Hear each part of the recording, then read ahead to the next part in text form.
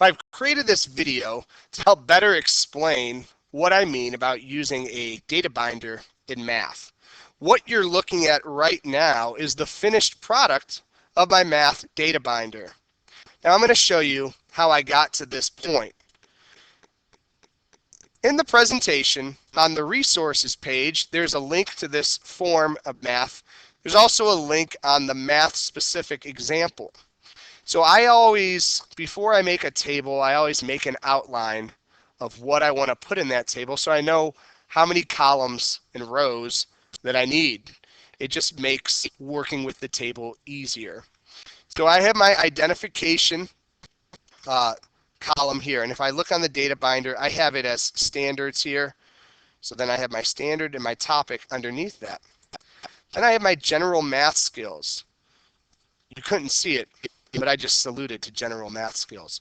So general math skills, these would be basic fundamentals of mathematics that I would want my students to be doing on a routine basis. And that way, when they leave the class, they have these general skills completely down. So I simply chose completion of the assignment, showing their work, use of the correct equation, and constructing an argument for use. Now, I am not a math teacher. These may be way off base, but these are just some ideas that I brainstormed that I thought my junior high school math teachers thought were important based on what we did every day. So here in my data binder, I have my general math and common core skills, because the construction of an argument for use would be more of an ELA skill. So then I have my next column here, my targeted math competency. Now this is where it's specific to the topic and the standard that we're studying. So they have 3 answers here.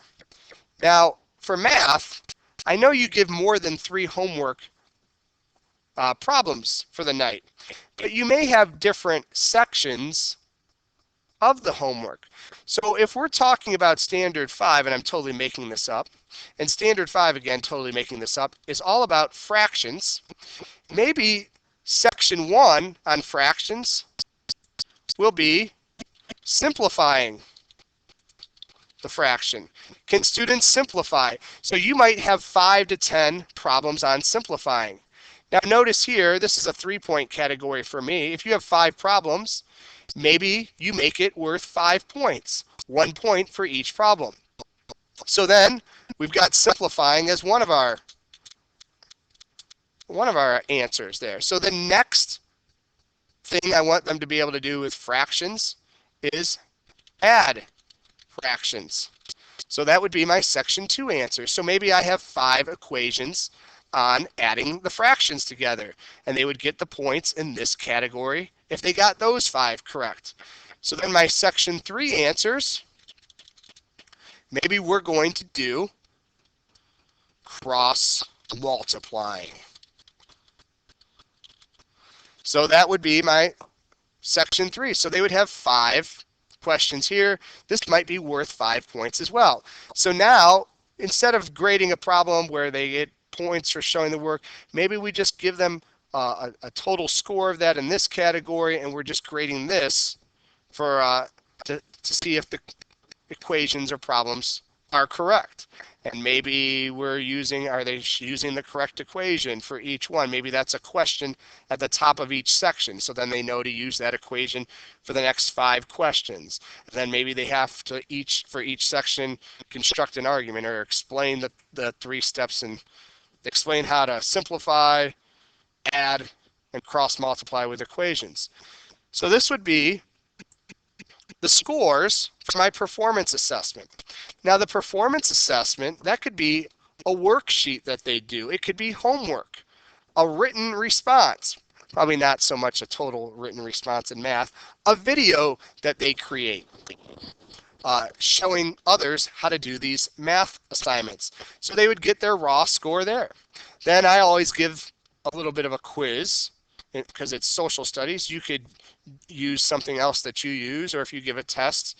So then I have students add together their performance assessment with their quiz score, and they find a percentage for their topic score here. After these are all filled out, I would use a rubric to fill these out. They then go back and shade in whatever color they earned the points for. Now let's say we move on to our next topic, which is Standard 6. Standard 6, again, I am totally making this up, is all about slope. So again, they would do some sort of performance assessment where they would be graded on these four general math and common core skills, because every time they do math, I want them to do this.